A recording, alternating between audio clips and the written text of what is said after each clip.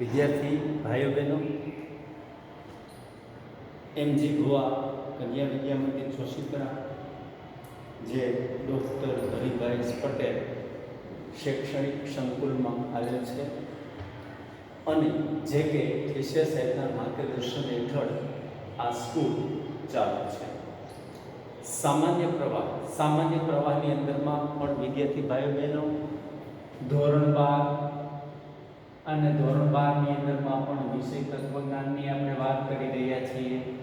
એમાં પણ પ્રકરણ નંબર 4 ની આપણે વાત કરી રહ્યા છીએ. પ્રકરણ નંબર 4 ની અંદરમાં આપણે ભાગ નંબર અત્યારે 5 ની વાત કરી રહ્યા છીએ.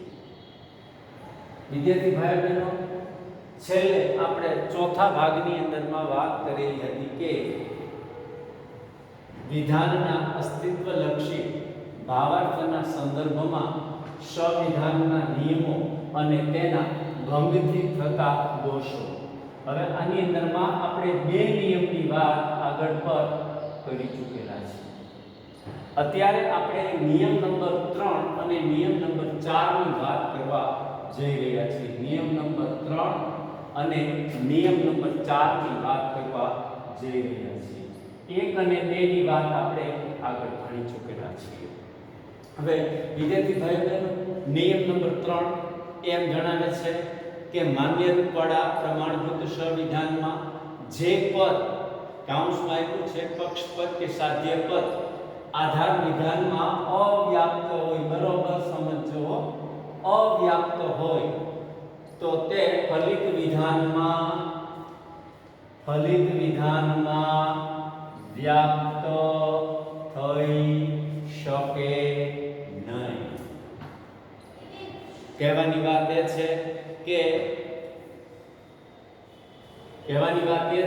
કે આધાર વિધાનમાં જે પદ અવ્યાપ્ત હોય તે ફલિત વિધાનમાં વ્યાપ્ત થઈ શકે નહીં.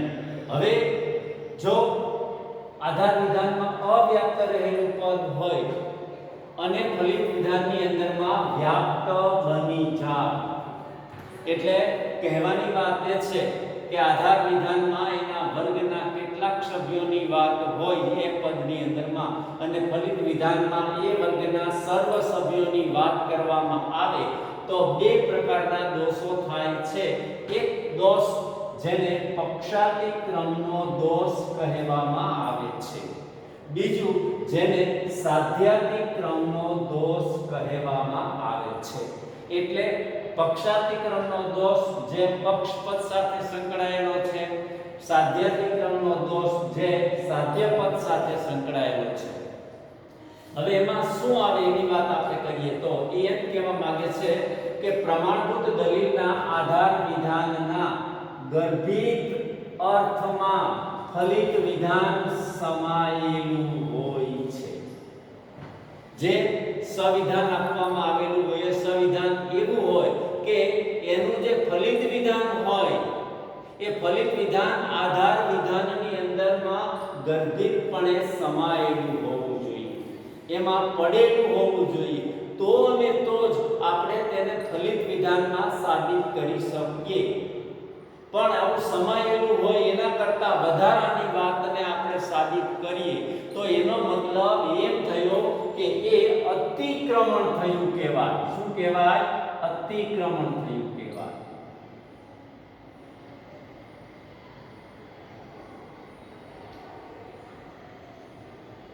આધાર વિધાનમાં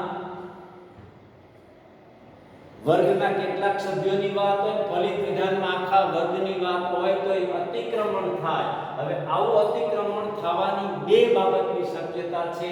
એક પક્ષાતિક્રમનો દોષ અને બીજું સાધ્યાતિક્રમનો દોષ. જો એવું પક્ષપદમાં થાય તો પક્ષાતિક્રમનો દોષ, અને જો એવું અતિક્રમણ સાધ્યપદમાં થાય તો તેને સાધ્યાતિક્રમનો દોષ કહેવામાં આવે છે. હવે એટલે આધાર વિધાનમાં જે પદ, બીજી રીતે આપણે કહેવું હોય તો આધાર વિધાનમાં જે પદ અવ્યાપ્ત હોય એટલે કે કેટલાકને લાગુ પડે તેવું હોય તે ફલિત વિધાનમાં વ્યાપ્ત થઈ શકે નહીં. એટલે આધાર વિધાનમાં અવ્યાપ્ત પદ હોય, ફલિત વિધાનમાં વ્યાપ્ત પદ થાય તો એ અતિક્રમણ થયું, અને એવું અતિક્રમણ પક્ષપદમાં થાય તો પક્ષાતિક્રમણનો દોષ, સાધ્યપદમાં થાય તો સાધ્યાતિક્રમણનો દોષ. જેમ આ શક્યતાને બે પદમાં થઈ શકે છે. આપણે જોઈએ તો પક્ષપદમાં થાય તો પક્ષાતિક્રમણનો દોષ, સાધ્યપદમાં થાય તો સાધ્યાતિક્રમણનો દોષ. આ રીતે આપણે કહી શકીએ છીએ.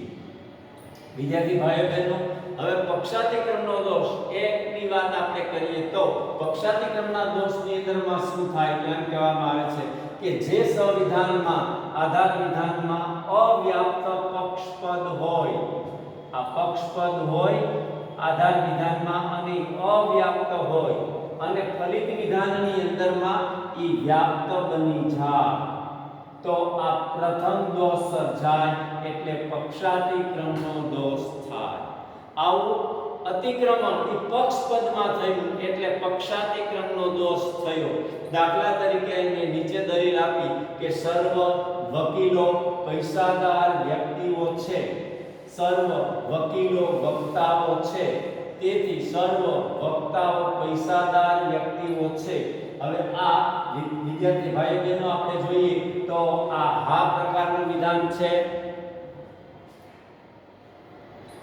આ પણ હા પ્રકારનું વિધાન છે, અને આ પણ હા પ્રકારનું વિધાન છે. હવે હા પ્રકારનું વિધાનનું ઉદ્દેશ્ય એ વ્યાપ્ત, વિધેય અવ્યાપ્ત, ઉદ્દેશ્ય વ્યાપ્ત, વિધેય અવ્યાપ્ત, ઉદ્દેશ્ય વ્યાપ્ત, વિધેય અવ્યાપ્ત. હવે આપણે જોવા જઈએ તો આ પક્ષપદ છે અને આ આધાર વિધાનનું પક્ષપદ છે. આપણે જોઈએ તો એ અવ્યાપ્ત બન્યું, અને એનું એ જ પક્ષપદ એ ફલિત વિધાનની અંદરમાં આપણે જોઈએ તો એ પદ એ વ્યાપ્ત બની ગયું. એટલે પક્ષપદની અંદરમાં અતિક્રમણ થયું એટલે પક્ષાતિક્રમણનો દોષ થાય છે. તમારી ટેક્સ્ટની અંદરમાં આપેલી બીજી દલીલના સંદર્ભમાં વિદ્યાર્થી ભાઈઓ બહેનો વાત કરું તો આ પ્રમાણે છે: સર્વ વિદ્યાર્થીઓ અભ્યાસુ વ્યક્તિઓ છે, સર્વ અભ્યાસુઓ પ્રગતિશીલ છે, તેથી સર્વ પ્રગતિશીલ વિદ્યાર્થીઓ છે. હવે એની અંદરમાં જે પક્ષ વિધાન છે એ હા પ્રકારનું છે, અને ફલિત વિધાન છે એ પણ હા પ્રકારનું છે. પણ પક્ષ વિધાનનું પક્ષપદ એ અવ્યાપ્ત છે, પ્રગતિશીલ અવ્યાપ્ત છે, અને ફલિત વિધાનમાં એનું એ જ પ્રગતિશીલ પદ એ વ્યાપ્ત બની જાય છે. એટલે અતિક્રમણ થયું, અને આવું અતિક્રમણ પક્ષપદમાં થયું એટલે પક્ષાતિક્રમણનો દોષ આપણે કહી શકીએ છીએ. હવે એવી જ રીતે સાધ્યપદમાં પણ આવું બની શકે. તો સાધ્યપદની આપણે વાત કરીએ તો જે સંવિધાનમાં આધાર વિધાનમાં અવ્યાપ્ત પદ હોય અને કયું હોય? સાધ્યપદનું હોય. આ પ્રમાણે સંવિધાનના આધાર વિધાનમાં અવ્યાપ્ત રહેલું સાધ્યપદ ફલિત વિધાનની અંદરમાં જો વ્યાપ્ત બની જાય તો સાધ્યાતિક્રમણનો દોષ થાય છે. દાખલા તરીકે અહીંયા મેં નીચે એક ઉદાહરણ આપ્યું છે. આ વિધાન છે કે આપણું હા પ્રકારનું, આ વિધાન એ ન પ્રકારનું, આ પણ ન પ્રકારનું છે.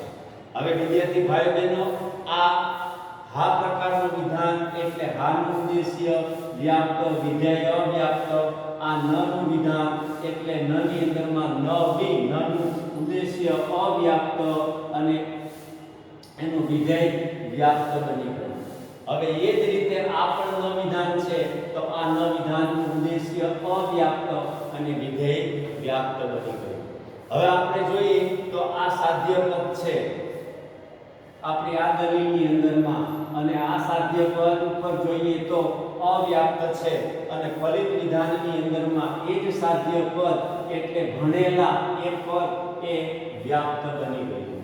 અહીંયા વર્ગના કેટલાક સભ્યોની વાત, અહીંયા આખા વર્ગની વાત અતિક્રમણ થયું, અને આવું અતિક્રમણ સાધ્યપદમાં થયું એટલે આને આપણે સાધ્યાતિક્રમણનો દોષ કહીએ છીએ.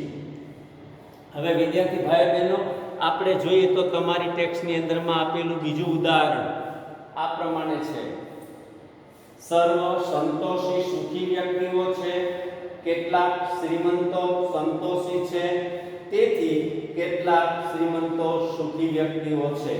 હવે પહેલું સાધ્ય વિધાન છે અને સાધ્ય વિધાનની અંદરમાં સુખી એ હાનું વિધેયના સ્થાને છે એટલે અવ્યાપ્ત છે, અને ફલિત વિધાનની અંદરમાં એ ન પ્રકારનું વિધાન છે અને વિધેયના સ્થાને છે એટલે વ્યાપ્ત બની ગયું, એટલે સાધ્યાતિક્રમનો દોષ થયો. વિદ્યાર્થી ભાઈઓ બહેનો, મેં તમને કીધું હતું આગળના આપણે વિડિયો લેક્ચરની અંદરમાં કે વ્યાપ્ત પદ અને અવ્યાપ્ત પદ તમારે સમજી લેવું જરૂરી છે, કારણ કે આગળના સંવિધાનના નિયમોની અંદરમાં એનો ઉપયોગ કરવાનો થશે, એટલે એ સંવિધાનના નિયમોની અંદરમાં અહીંયા આપણે એનો ઉપયોગ કર્યો. આ પહેલાનો જે નિયમ આપણે ભણ્યા અવ્યાપ્ત મધ્યપદનો દોષનો નિયમ, એની અંદરમાં પણ આપણે વ્યાપ્ત પદ અને અવ્યાપ્ત પદનો ઉપયોગ કર્યો. અહીંયા પણ વ્યાપ્ત પદ અને અવ્યાપ્ત પદનો ઉપયોગ કર્યો. એટલે હજી જેને ના સમજાણું હોય, જેને ખ્યાલ ના આવેલો હોય, એને વ્યાપ્ત પદ અને અવ્યાપ્ત પદની વાત બરોબર સમજી લેવી, તો જ આ બે નિયમોની વાત વધુ સારી રીતે સમજાશે. એટલે વિદ્યાર્થી ભાઈઓ બહેનો, આ પ્રમાણે સાધ્યાતિક્રમનો દોષ અને પક્ષાતિક્રમનો દોષ એની આપણે વાત કરી. હવે નિયમ નંબર 4 ના સંદર્ભની અંદરમાં આપણે આગળ વધીએ તો નિયમ નંબર 4 એમ જણાવે છે કે જેના બંને આધાર વિધાનો નિષેધવાચક હોય, નિષેધક હોય, એટલે કે ના અને ન પ્રકારના હોય, એમાંથી જે વિધાનો આવેલા હોય તો તેવું માન્ય રૂપ વાળું સંવિધાન પ્રમાણભૂત હોતું નથી. બંને આધાર વિધાનો નિષેધક હોય અને છતાં પણ એનું ફલિત વિધાન તારવેલું હોય તો એની અંદરમાં વ્યાવર્તક આધાર વિધાનનો દોષ થાય છે. વિદ્યાર્થી ભાઈઓ બહેનો, દોષના શબ્દો આપણે યાદ રાખવાના છે, એ તમને કહી દઉં. પદ ચતુષ્ટનો દોષ, અવ્યાપ્ત મધ્યપદનો દોષ બીજા નિયમની અંદરમાં, ત્રીજા નિયમની અંદરમાં બે દોષ આવ્યા, એક પક્ષાતિક્રમનો દોષ અને સાધ્યાતિક્રમનો દોષ. એ શબ્દ યાદ રાખવાના છે. અને આ ચોથો નિયમ વ્યાવર્તક આધાર વિધાનનો દોષ. એ નિયમ શું જણાવે છે? તો એમ જણાવે કે નિષેધવાચક વિધાનમાં બે વર્ગો વચ્ચેના વર્ગ સમાવેશના સંબંધનો નિષેધ કરવામાં આવે છે. આપણે જોઈએ છીએ કે ન પ્રકારનું વિધાન હોય કે ના પ્રકારનું વિધાન હોય તો એનું જે ઉદ્દેશ્ય પદ હોય અને વિધેય પદ હોય એ બંને વચ્ચેના વર્ગ સમાવેશના સંબંધનો નિષેધ થાય છે. અને નિષેધ થાય એટલે શું થાય એની આપણે આગળ વાત કરીએ તો સાધ્ય પદમાં એમ કહેવા માંગે છે કે સાધ્ય વિધાનની અંદરમાં સાધ્ય પદ અને મધ્ય પદ વચ્ચે વર્ગ સમાવેશના સંબંધનો નિષેધ થાય. હવે એ જ રીતે પક્ષ વિધાનની અંદરમાં પણ પક્ષ પદ અને મધ્ય પદ વચ્ચે વર્ગ સમાવેશના સંબંધનો નિષેધ થાય. તો તેને લીધે ત્રીજું જે વિધાન આપણે તારવીએ છીએ જે ફલિત વિધાન, એ ફલિત વિધાનના સંદર્ભમાં એમ કહી શકાય કે એનું પક્ષ પદ અને સાધ્ય પદ આ બંને વચ્ચેનો સંબંધનો સ્વીકાર કે નિષેધ થઈ શકે નહીં. અને છતાં પણ તારવાનો પ્રયત્ન થાય તો વ્યાવર્તક આધાર વિધાનનો દોષ થાય. જેમ કે અહીંયા કોઈ પણ હાથી ઘોડો નથી, કોઈ પણ ઘોડો ગધેડો નથી, તેથી કોઈ પણ ગધેડો હાથી નથી. હવે આ વિધાન છે વિદ્યાર્થી ભાઈઓ બહેનો એ ના પ્રકારનું.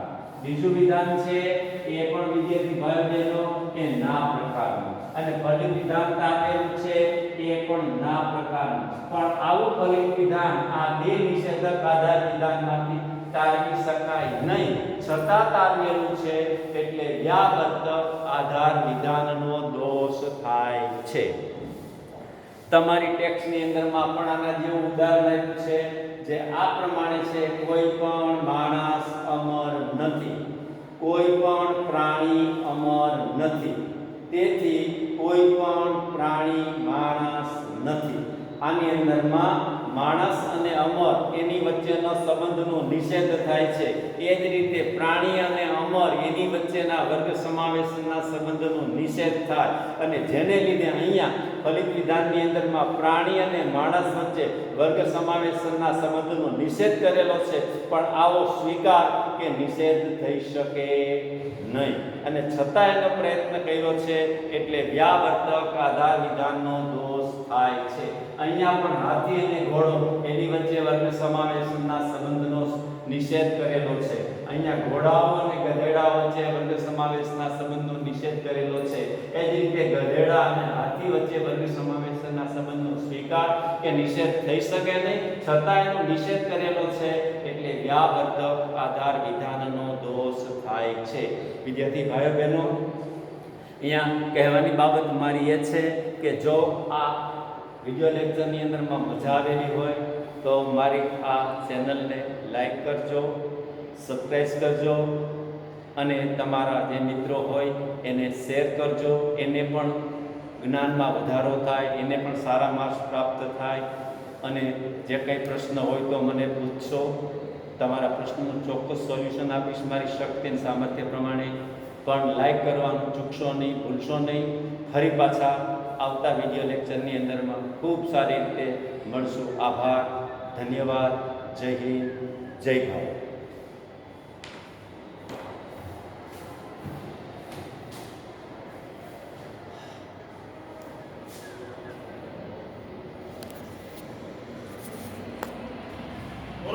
હા પૂરો, હાલો આવી જાઓ.